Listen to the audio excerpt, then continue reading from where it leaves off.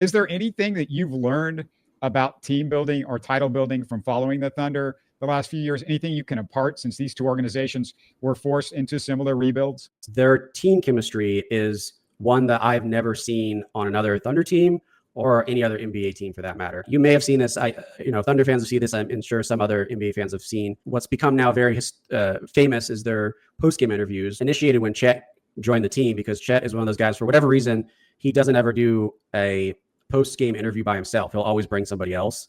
And that sort of snowballed into last year, what became just the team all being around whoever is being interviewed. And they're kind of like elbow and joke with each other. And you could see it in those moments that you don't really get to see often, is them just kind of being themselves with each other. And then it kind of became like a huge cultural thing where our post-game interviewer, Nick Gallo, is the one that usually interviews him. And they would start to just do silly things. Like they would put a bunch of towels on his head. They would like dress him up with like a hat or something and like a chain. It was just like very goofy, very silly, not taking themselves too seriously.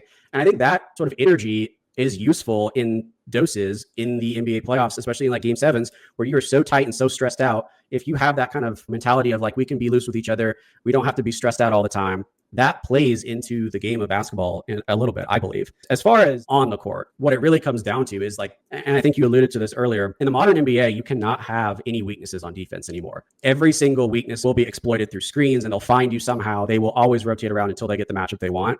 And the Thunder do not have that on their team. There's no defensive weaknesses you can exploit. Even their MVP Shea, who was putting up 30-point games every night, basically, is a positive defensive player.